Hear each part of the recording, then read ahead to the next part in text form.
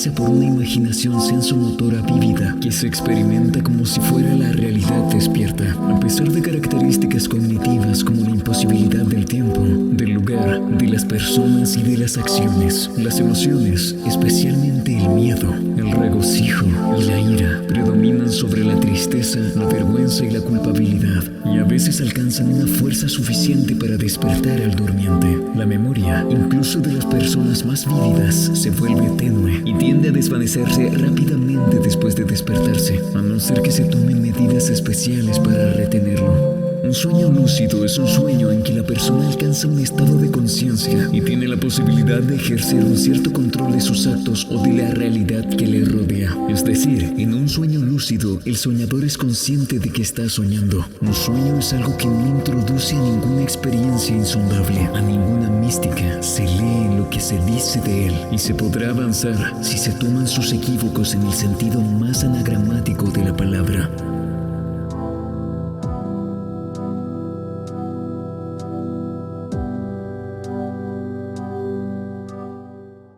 Muy buenas tardes, noches o cualquiera que sea tu acontecer actual. El día de hoy quisiera tener el honor de presentar a un connotado ensayista y reviewer de videojuegos en el medio. Pero bueno, como DioScript no contestó ninguno de mis mensajes, acá tenemos a Yuchito. Yuchito, bienvenido. ¿Sabes, gato? Me siento ofendido. No porque no haya sido tu primera opción, sino porque tu primera opción fue Dio antes que Link's Reviewer. Para quien haya estado viviendo debajo una piedra los últimos 15 años, Yume Nikki es un juego de género aventura surrealista, creado en el lejano junio de 2004 por el enigmático Kikiyama. En este juego es, junto con Cave Story, los dos mayores representantes en la escena indie del videojuego, mientras que Cave Story demostró que es posible que una sola persona, programara un juego. Yume Nikki explotó al límite el RPG Maker del 2003. A grandes rasgos, Yume Nikki trata de la niña que tenemos aquí, la cual por alguna razón se niega a salir de su cuarto. Nuestra misión en el juego será vagar por los sueños de esta niña, recolectando los efectos. Cabe mencionar que todos los demás personajes carecen de un nombre. Boniko, Sensei, etc. son nombres dados por la comunidad. El autor mismo ha dicho que no hay una historia al uso y el único fin del juego es recolectar los efectos, cosa que es curiosa. Y es precisamente que uno de los pilares de Yume Nikki contiene esa dimensión onírica en sus premisas fundamentales. Recordemos que los videojuegos son de cierta manera una suerte de catalizador de fenómenos y realidades determinadas por sí mismas. Los videojuegos, de esta manera, estructuran y fundamentan su realidad y su manera de comprender esa realidad. Por lo que, los videojuegos se deben comprender como una interfaz dinámica, la cual marca su propio prisma y ritmo de comprensión de su mundo. Por esto, se hace menester resaltar uno de los pilares en el diseño de Yume Nikki que se verían impregnados en la esencia del mismo. Un aspecto que notaremos bien pronto ahondemos en los parajes surrealistas de Yume Nikki es su ambigüedad simbólica y significativa, que nos brinda una casi absoluta libertad interpretativa, haciendo que nos inclinemos casi por inercia a leer entre líneas todo el mundo que recorreremos en el resto de nuestra jornada, lo cual nos hace abandonar nuestra perspectiva subjetiva dentro de lo plausible, para hilar los símbolos y signos en la mente de Madotsuki. Toda esta dimensión hermenéutica o interpretativa se hace posible a la nula dimensión narrativa de Yume Nikki, al menos en un plano explícito. Y es gracias a esto que Yume Nikki permite y hace que surja inexorablemente una multiplicidad de interpretaciones de los símbolos del juego, distintas rutas de exploración y variadas consideraciones teóricas del mismo que son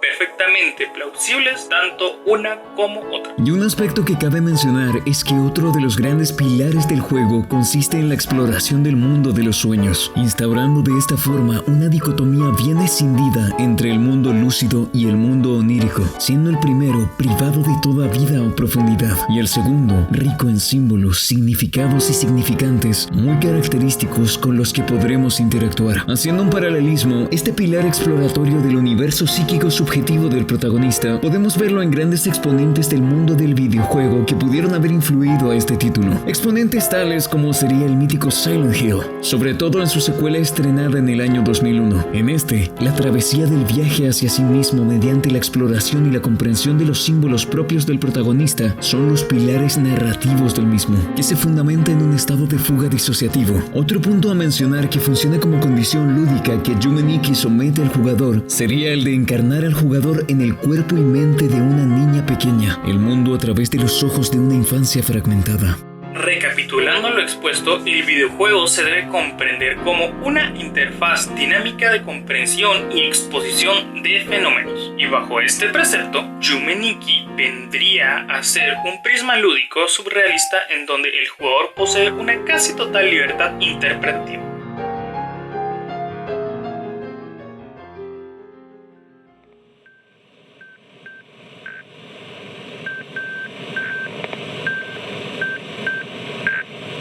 En el mundo interno de Madotsuki vemos con constante frecuencia la aparición de variados símbolos en multitud de contextos. En el ámbito de un flujo onírico podríamos inferir que se tratan de los sucesos o figuras bien presentes en el inconsciente de Madotsuki expresado en los sueños. El inconsciente es, según Freud y Lacan, dos grandes autores y pioneros del psicoanálisis, una instancia psíquica la cual haya contenida en sí fenómenos de la conciencia que están reprimidos para el sujeto. Esto en pos de mantener una suerte de balance y estabilidad en el ego. Véase la división entre consciente, preconsciente e inconsciente que Freud definió. En esta, el consciente se entiende como el área mental accesible para la percepción y el inconsciente es el área de la psique inaccesible para la percepción del sujeto, instancia que se filtra en momentos específicos y más concretos como en la hipnosis o, lo que más nos concierne ahora, en los sueños. Freud, en Metapsicología, menciona que lo inconsciente es una fase regular e inevitable de los procesos que cimentan nuestra actividad psíquica. Todo acto psíquico podría comenzar por ser inconsciente y puede continuar siéndolo o progresar hasta la conciencia, desarrollándose según tropiece o no con alguna resistencia psíquica. Según Lacan, el inconsciente se estructura como un lenguaje y este lenguaje, a su vez, articula la estructura de los signos, símbolos y significantes que el sujeto ordena para constituirse a sí mismo y a su mundo. Dicho esto, uno de los primeros símbolos y los más presentes en el juego para ahondar en él serán las puertas de la sala central o nexus y los efectos. Las puertas en esta simbolización representan el acceso a distintos sueños o dimensiones concretas de la mente de Madotsuki. Cada una posee su atmósfera, entidades y símbolos únicos. Cabe resaltar que estas puertas están interconectadas, conformando de esta manera una gran estructura onírica del mundo psíquico que ahondaremos. Los efectos, a su vez, representan unidades de significado críticas para Madotsuki,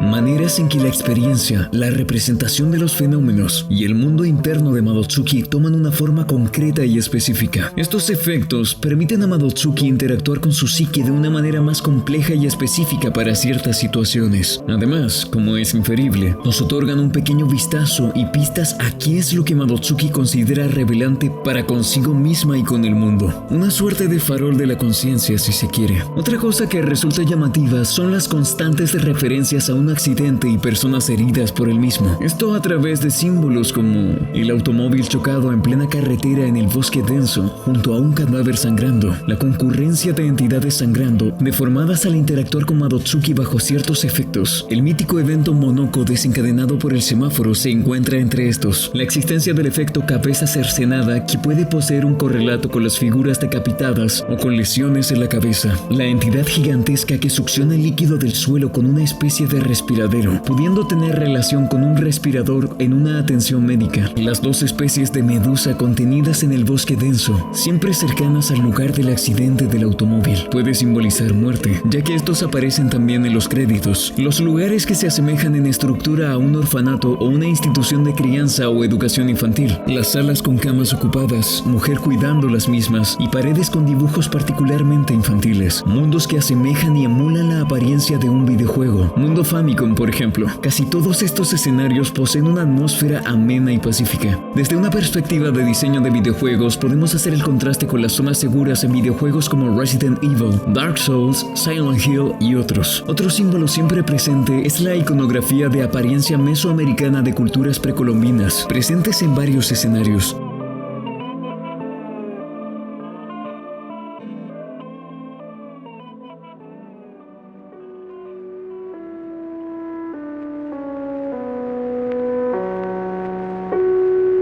Vamos directo al asunto. La teoría que construimos de lo acontecido en el juego y antes de este es la siguiente.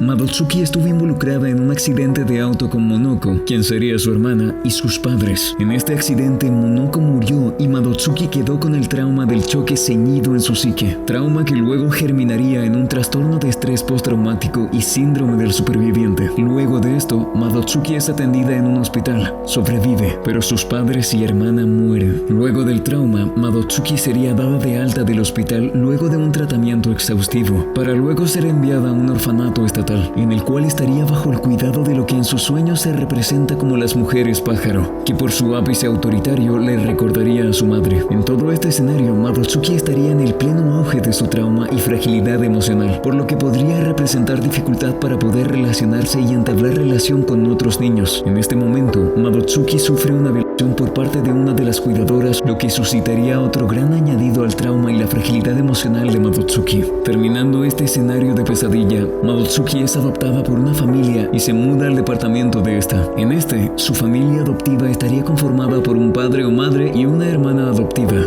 representada por Poniko en sus sueños, quien vendría a recordarle a ratos a su hermana ya fallecida Monoko. Cabe resaltar que Poniko se mostraría fría y distante con Madotsuki. Los siguientes fenómenos vendrían a respaldar la teoría que acabamos de postular. Monoko presenta claros indicios de haber sufrido un suceso violento. Esto se deja entrever en sus deformaciones, sangrado y repentina reacción al efecto semáforo que desencadena su aspecto herido. Las cabezas cercenadas en blanco y negro de una mujer y hombre adulto en la cima del edificio podrían dar cuenta del recuerdo del accidente automovilístico y la muerte de los padres de Madotsuki. Uno de los símbolos más comunes que podemos ver en los sueños de Madotsuki son las constantes imágenes de cuerpos dismórficos, ojos, traumatismos en la cabeza es también resaltable, como hay dos imágenes muy presentes además de las mencionadas. Una es la figura femenina, representada como aquel ente hostigador y amenazante, mientras que por otro lado vemos a la figura masculina, representada como una figura de seguridad y afecto. Otra cosa que es digna de mención es el color. Podemos notar que entre más fuerte es el color, podemos inferir que son sueños más recientes o más presentes,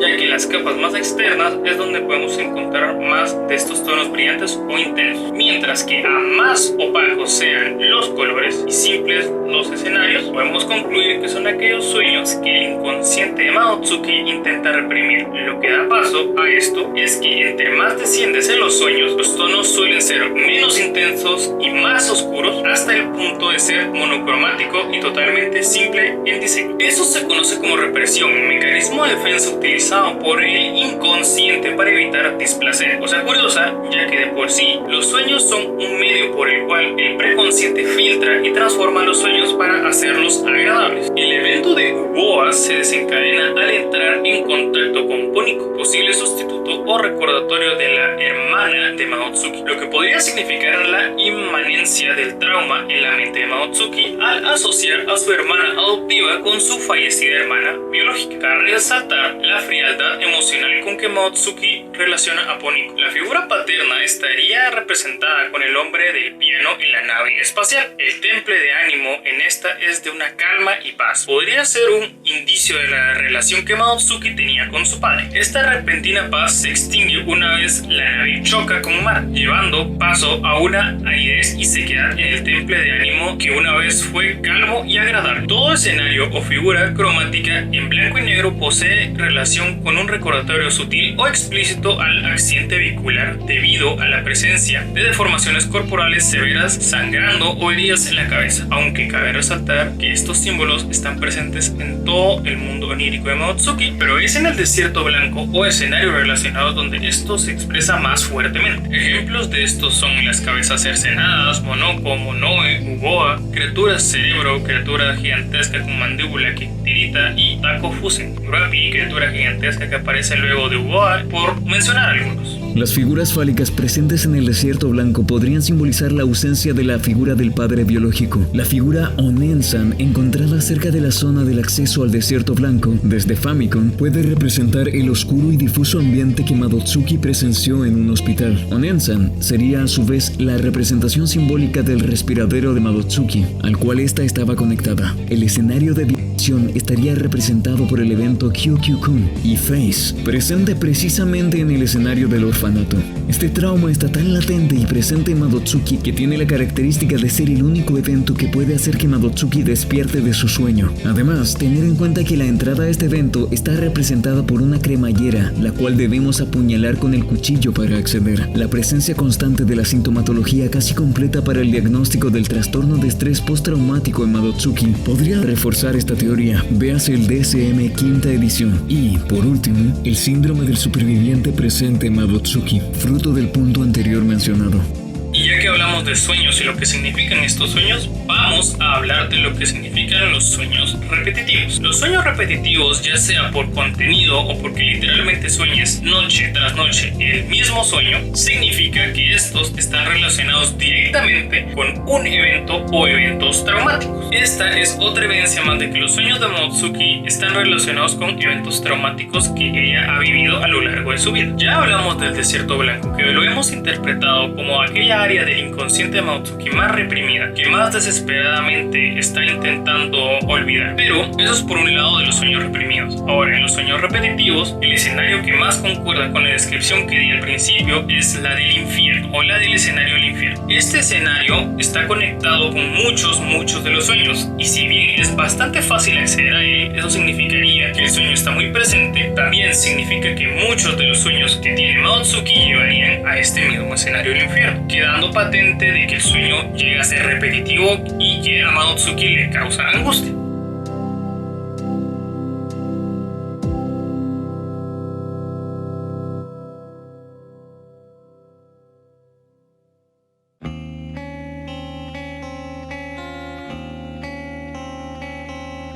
Al hablar de una obra de este estilo corresponde, como es lógico, hablar del autor de la misma. Podríamos aplicar esto mismo a Yume Nikki si siquiera supiéramos algo del autor, ya que lo cierto es que algo inherente al ser humano es buscar reconocimiento, ya sea de manera activa o pasiva. Quiero decir, ¿cuántos autores de un juego con un éxito moderado no han querido hacérselo saber al mundo? Miremos por ejemplo autores como Phil Fish, autor de Fez. El juego en sí es muy bueno, pero por los alardes públicos del mismo podemos apreciar la actitud que mencionamos canalizada de la peor manera posible. O en el polo opuesto tenemos casos como autores con los pies bien puestos en la tierra, como sería el caso de Toby Fox, que pese al éxito masivo de su creación sigue transmitiendo esa aura de humildad y modestia luego de la creación de Undertale. Desafortunadamente o afortunadamente, con Kikiyama no podemos hacer más que sacar conjeturas, y siendo honestos, creo que debería seguir siendo así. Yume Nikki es al videojuego lo que en el cine se conoce como cine de autor, es decir, una obra que posee una relación tan íntima con el autor que no se conforma con una entrega narrativa, estética o conceptualizada, sino que prioriza un relato más íntimo en el género mismo, subvirtiendo las normas del arte si es necesario, es decir, ya viene a aportar una esencia personal e íntima al mundo de obras ya establecidas. Pero dicho esto, he aquí que se manifiesta el dilema de Yume Nikki. Ya sabemos gran parte de los aspectos y características que lo destacan, pero la otra cara de la moneda nos es desconocida. Los únicos datos conocidos de Kikiyama son que en el 2004 creó la primera versión del juego junto con la página web del mismo. Luego, paulatinamente iría continuando el desarrollo del mismo hasta que en el año 2007, cuando subiría a su página la última versión del juego. Luego se infiere que se autorizó la creación de Yume Nikki Dream Diary, que está disponible en Steam, el manga, y en el año 2008 realizó la última actualización en su página. Ahora, tenemos el ejemplo de los sucesores conceptuales de Yume Nikki que mencionamos, Yume Nikki Dream Diary y Yume Nikki el manga. Ahora, ¿por qué estas obras, que no son malas per se, no tuvieron el mismo impacto que el juego en su tiempo? Esto es debido a que estas carecen de la esencia que Kikiyama le dio al juego original, aquella parte de sí mismo plasmada en Yume Nikki. Esta parte se vería expresada en los aspectos como la ambigüedad narrativa y la propuesta estética del juego, y la banda sonora, la interpretación simbólica y todos los demás ámbitos que hemos mencionado en este ensayo. De la manera en que lo vemos, Kikiyama tenía una finalidad significativa con este juego, la cual no era ni es monetaria. Recordemos que Yume Nikki desde sus inicios ha estado totalmente gratuito. Esta obra es y será un tipo de catarsis artística personal como pocas veces se ha visto. Una subversión íntima del formato del videojuego como expresión de un artista. El misterio y la ambigüedad tras la creación, finalidad y motivaciones de esta obra puede que sigan perdurando y jamás se sepa realmente la naturaleza de estos, pero es precisamente precisamente esa cuota de incertidumbre lo que la define, el misterio en la misma y el testimonio de Madotsuki en lares oníricos como reflejo del genio creativo de Kikiyama es lo que ha sembrado una huella imborrable tanto en los jugadores como en el mundo del videojuego mismo. Esto, pese a todo, puede que nunca haya sido el fin de Kikiyama. Tal vez Yume Nikki solo constituye un plasmar un relato en un videojuego de la manera más personal posible y ya está. El resto lo atribuimos nosotros, con lo que hacemos con esa cuota de ambigüedad que Yume Nikki nos brinda, tal reflejo en el cual proyectamos nuestro propio universo simbólico. Lo único que puedo decir para concluir esto es que Kikiyama probablemente nos quería contar una historia centrada en los hechos y no en las personas que formaron parte de él. Kikiyama quizás haya querido olvidar dichas personas, aunque claro, esta no es sino otra conjetura más que se puede sacar respecto al juego y al autor, aunque, insisto, creo que debería seguir siendo así.